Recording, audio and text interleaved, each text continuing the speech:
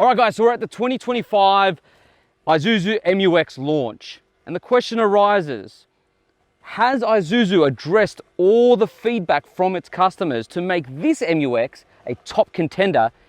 And can it dethrone the Ford Everest? Well, my name's Salvatore, and this is Exhaust Notes Australia, and we're going to find that out in this review.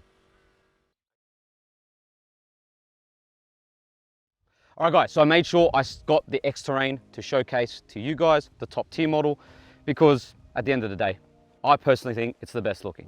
So how much is the X-Terrain? Well, the X-Terrain is priced in at just under $74,000, and you get a lot of 4x4 for that, and you'll see that later on in the video. So what's changed on the exterior design? Well, this front end is the most prominent, especially with the heritage horizontal grille that's been integrated nicely into this front grille with all the hexapod design theme throughout this front grille and finished off in gloss black, which makes this look really aggressive. Then you've got these bi-LED headlights that are really sharp and angular. And then just the whole front end design is very aeronautical themed, as you can see, because all the sharp lines that lead down the side of the car.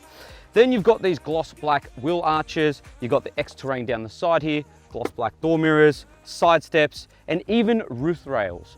Then you've also got gloss black 20-inch alloy wheels with highway terrains, which, to be fair, we've taken this off-road today and they're very capable, but the car itself is even more capable. This rear end is where I believe the most changes have been made, because I really love this rear end design. This continue light bar at the back here with these LED rear tail lights, and then you finish it off with this diffuser at the bottom here. It just adds to a bit of more sophisticated look to the MU-X and makes the X-Terrain stand out, because it's obviously got black accents.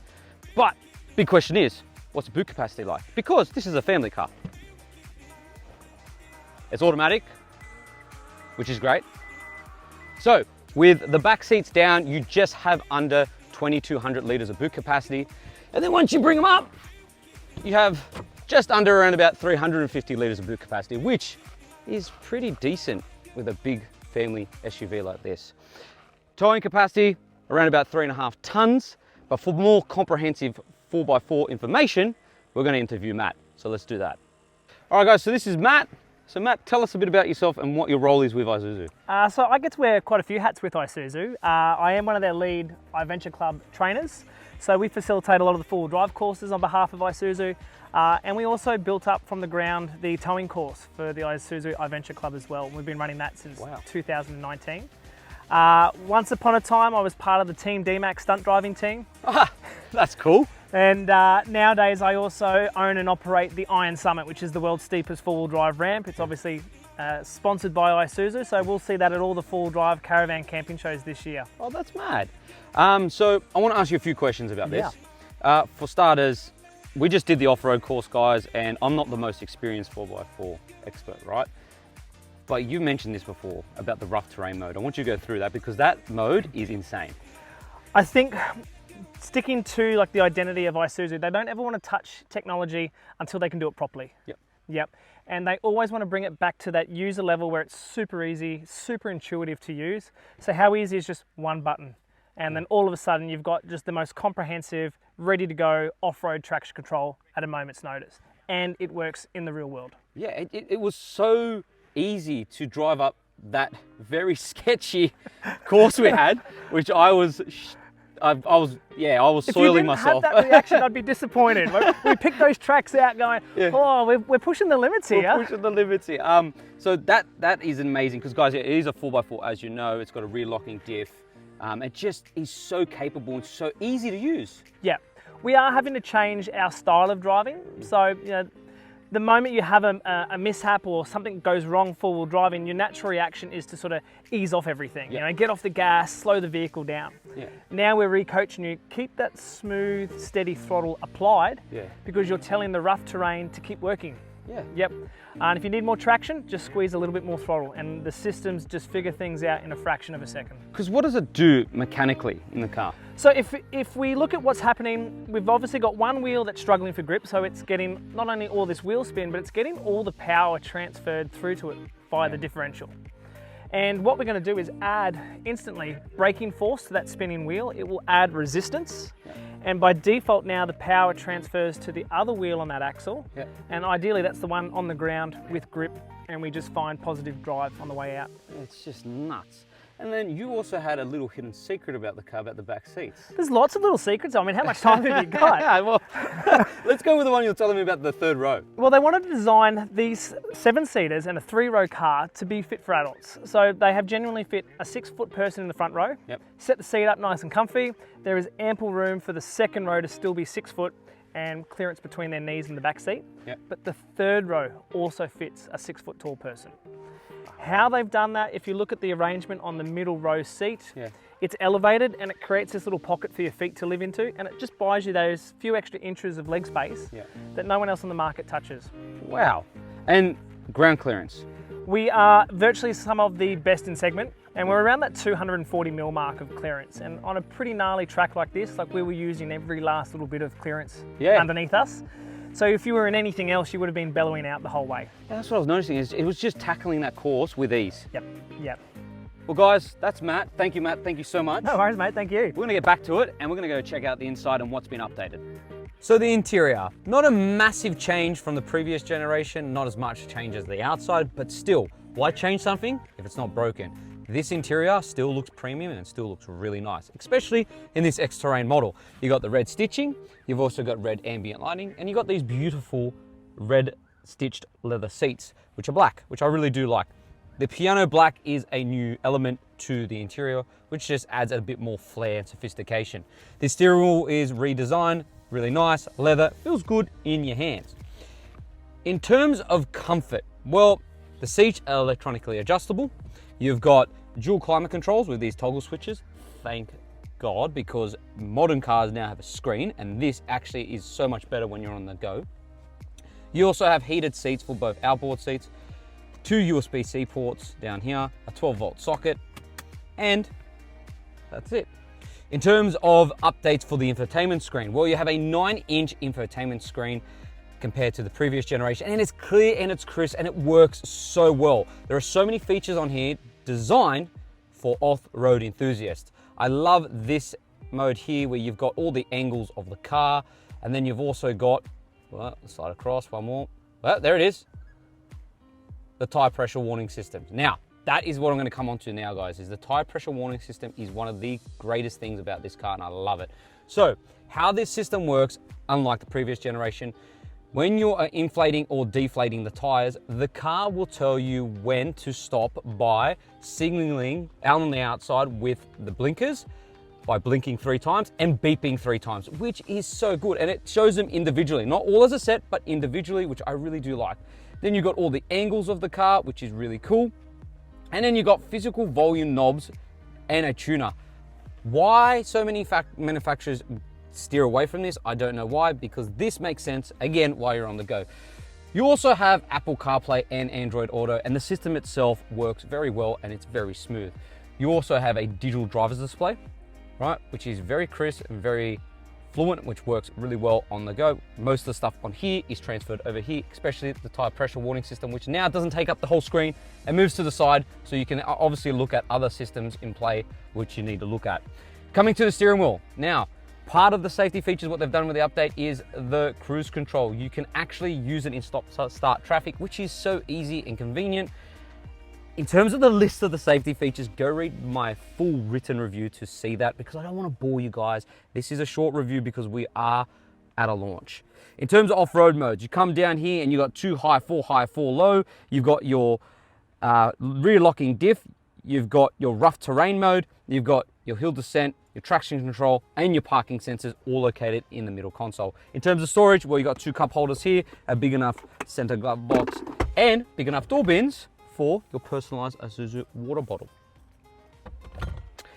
And that's practically about it, guys. I really do love what Isuzu are doing. Again, they haven't changed too much because this interior from the get-go was very modern and very premium and feels exotic. Like, it honestly feels exotic. I will say that. I will go that far to say it feels like a European car with a leather dash and with these leather seats, and especially with this black roof lining, which I will mention for families is a great idea, because when you've got kids, they're going to tend to try to draw on the ceiling.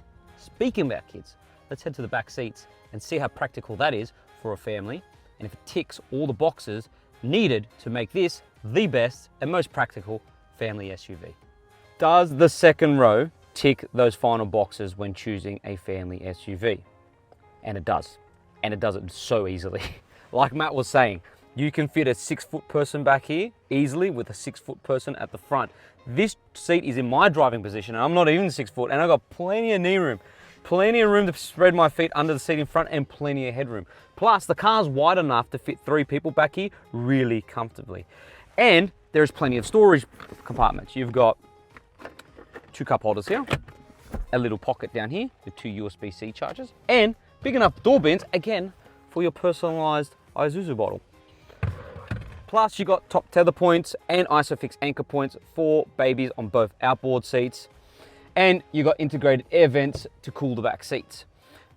Let's check out the third row and see, again, if you can fit a large adult in the back there as well. So how easy is it to get into the third row? Well, simply hit this lever. Guys, look at this, all in one hit. I love that. It's very convenient when you have kids. All right, so I'm in the back, the third row. The moment of truth, guys, and there is plenty of room back here. I'm not joking. So I'm in the back here and I feel very comfortable. Like most 4x4s that have a third row is insanely uncomfortable for adults, but this here, I can see myself sitting in the back here and be easily driven on long journeys. You've got a cup holder back here with a storage compartment, and yeah, I've got nothing to complain about. Let's go check out what this Isuzu MU-X X-Terrain is like on the road. This is sketchy as crap.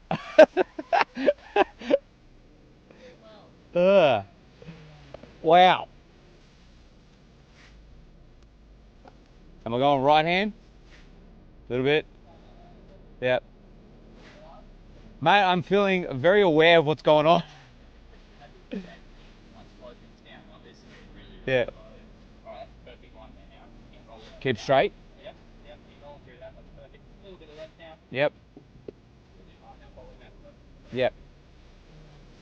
What an experience that was. Very sketchy but exhilarating. Like, that was heaps of fun. Now, I'm gonna hand my steering wheel over in this car to Ben, who's filming for me. All right, guys, so you saw the course and you saw what we did. Pretty hard to talk about what the car's capable of while we're driving, because it's just insane what this SUV can do. The articulation you can get out of its chassis is insane. The rough terrain mode helps out a lot, especially when you're losing traction. It just grips when needed and gets you out of the stickiest of situations. I'm not the most advanced off-roader, and the car helped me out a lot, and to be fair, it did most of the work. So hat off to the car, and especially just the way it's set up, it just can tackle anything. Especially it's got highway terrains. It doesn't even have proper all-terrains on it. Can you imagine with all-terrains and a bit more chunkier tire, how much more you could get out of this car? Just very, very surprised on how it's dealing with this course, and I'm loving every minute of it. So what's the MU-X like to drive on the open road? Well, for starters, guys, the updated dampers make a considerable difference to the ride. It is so much more comfortable, and it's so easy to drive with, drive on a day-to-day basis. It just soaks up all the bumps so easy, and it deals with the undulations in the road with ease. Like, consider that this is built on a ladder frame chassis. It should be much worse. It should be bouncy, and it shouldn't be as comfortable, but it is, and it just does everything so well. The engine itself, it's not too loud. There's not a lot of wind noise, and the car is just a breeze. In terms of fuel economy, well, you can expect anywhere between, look, they say 8.3 liters, but I'm averaging it around about 9, and that's because of the way I drive. And you get around about, say, 800 to 850 kilometers to a tank, and the tank is 80 liters. Even on uneven surfaces that aren't proper off-roading, so just going to a campsite, the dampers work so well. Like, I'm not even bouncing around that much, and I really, really am so surprised with that. Another thing to mention, guys, are power. It's not underpowered. Even though it's the same 3-liter turbo diesel motor that the previous generation had, it has plenty of punch and plenty of ability to get you out of sticky situations. The steering's nice. There's just a lot of positives to this car.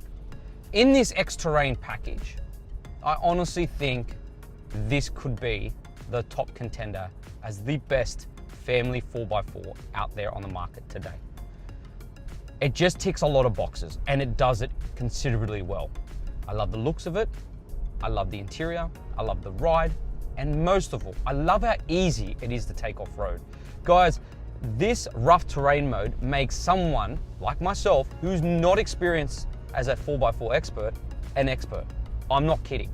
Today was such an easy experience for me. Going into it, I was a bit nervous because I've never done proper 4x4, but this car made it easy. So if you're a beginner and you need something that's kind of going to give you a helping hand and can do the school runs and can be, you know, a family practical SUV, this is it, guys. This is what you've been looking for. I'm not just saying that because I'm a fan of the Isuzu brand. I'm saying that because this car, or this 4x4, is just such a pleasure to drive, and I love it. And I just have to say, they've nailed it. All right, so what's changed under the hood? Well, not much really, and that's not a bad thing because this engine is tried and tested and it is perfect, to be honest. It is a 3-litre, 4-cylinder turbo diesel motor that produces 140 kilowatts and 450 newton meters of torque. It sends all that power through a 6-speed automatic transmission and obviously 4x4. Now, what do I think? Well, what's my final verdict, most importantly? What I believe and what I love that Isuzu is doing is they're listening to their customers. They've changed the car to suit their customer feedback. And I respect that because this car, or this 4x4 for that matter, one, looks aggressive and sophisticated and is so capable off-road, especially for someone like myself who's never done a proper off-road course. I look like a veteran. It's amazing what this car, sorry again, 4x4, is so capable of. And that brings me on to this. Ford, you better watch out because I think the new MU-X might take the charge and be the top contender in the family-friendly 4x4 category. Well done, Isuzu.